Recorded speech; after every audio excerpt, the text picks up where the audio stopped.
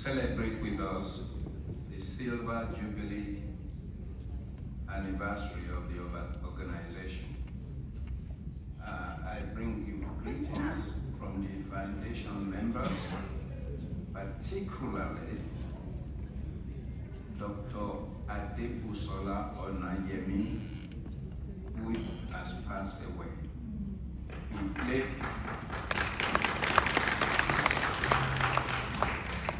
I will show his picture again because I don't think many of you know him, and unfortunately he's going to join the Lord.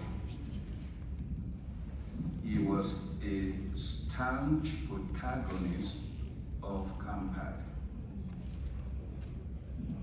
And of course, he played a very crucial role in making sure that we are here today. At the beginning, there were just many of us here, mostly in the 70s in Canada. And I think I came in 76, and he came in 82, but we knew each other from home in the medical school at the University of Ibadan. Many of us growing up in those days were taught to give back to your community. We are taught never to forgive your roots. And from high school, many of us were taught that it's more blessed to give than to receive. With those principles, when we find ourselves here, the goal at the time was to finish our residency and go back home to join the group so that we can continue to give back to the healthcare system in the country. And we did. But we were so scattered that it was difficult. But despite that, we did what was possible at the time. And I'm focusing the picture of Dr. Nayemi again for you to recognize him. His wife was here at the everything meeting in honor of the memory of Dr. Busola, who passed on when we had a meeting, after we had a meeting in Toronto about 2022. And immediately after the meeting, he got home and I got the call that he was gone. So may his soul rest in peace. Amen. We have had the 1 minute of silence for both him and Dr. Ekan. So we will not do that again.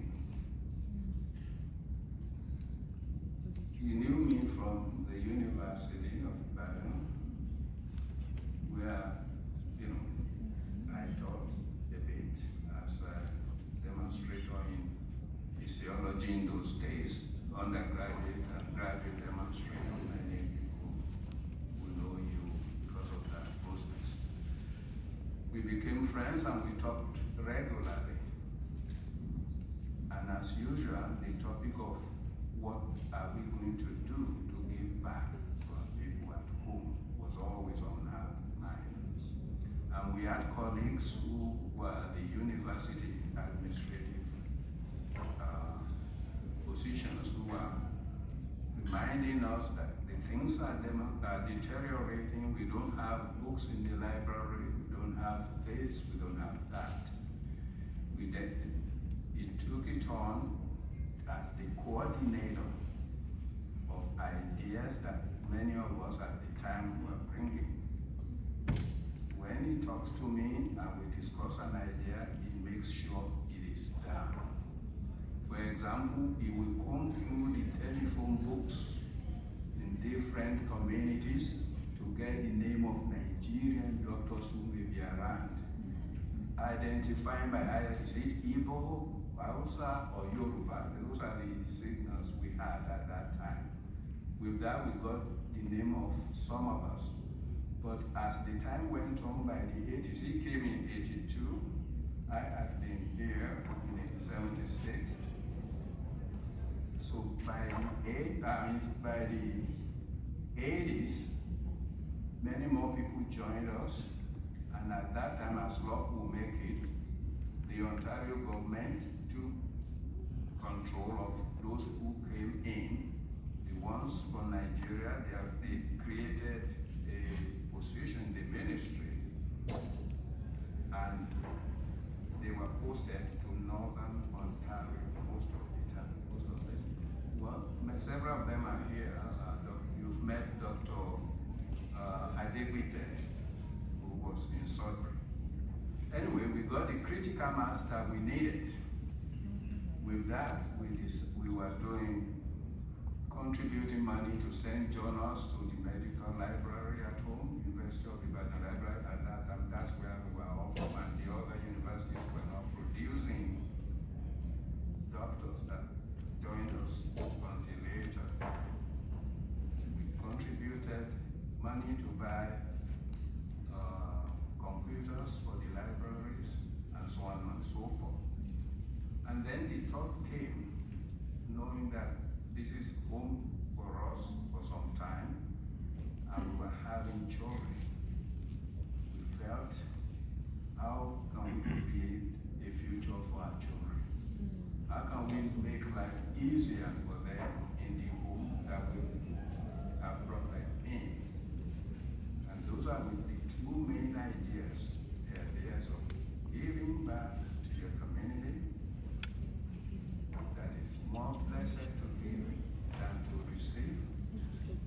That we as physicians, and in fact Nigerians, we are so blessed and unique. Nigeria is the most populous African nation. 1 in 4 or 5 black people you meet anywhere is likely to be a Nigerian. And also as physicians and dentists, we are privileged in the society here. We're in the top 1%, so we're not wanting. So with those two criteria and capacity, we decided we should do more at some point in time. For critical mass, the United States joined us, and AMPA was formed. Many of you know what AMPA is. So, but they included Canada, and operationally it was difficult. We invited them to hold one meeting in Toronto, and frankly it was like a disaster. We were turned off. The Canadians were turned off at the time. With that in our mind, we were determined that a Canadian focused organization is what we need. I know time is short, but the history is also very important. I bring you greetings from the foundation members. You have the list in some of the publications already, and some of them are here with you. I will stop there and give Dr. Aganaba a chance to add.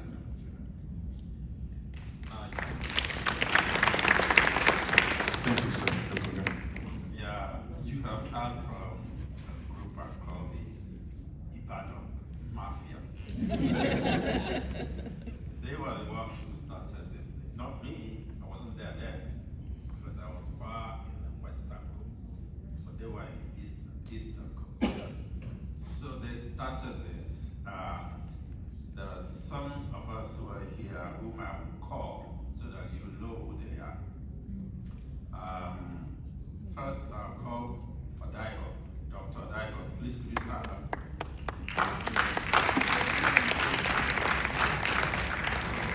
He was here, maybe he's left. Adegbite, Dr. Adegbite, please, could you stand up so that they can see you? And your package of Dr. and your package of, please, could you stand up?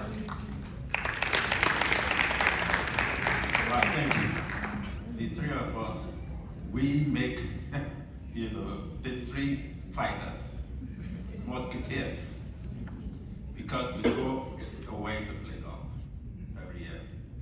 Anyway, so they started this, and it was such a success initially that when we then joined them after that, you can see how this has actually grown to a wonderful thing.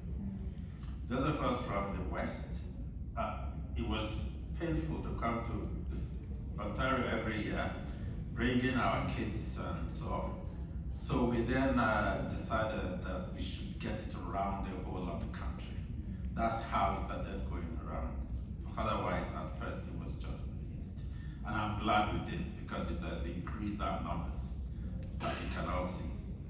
And you guys have done such a fantastic job that I must praise all those who took after us, because they have expanded the program, they have made it into such a wonderful thing that we come here every year and we enjoy it. Thank you very much.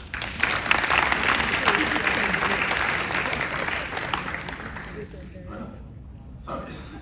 So give yourself credit for the great job that you've done. It's been very good. But I must also explain why we need to constantly think of how we run this place. Because the founding fathers thought of a fantastic program that would help our doctors as they come from Nigeria. And while they're here, we want to help them to develop, and we want to give back again to Nigeria. And that's what we have been doing all this time.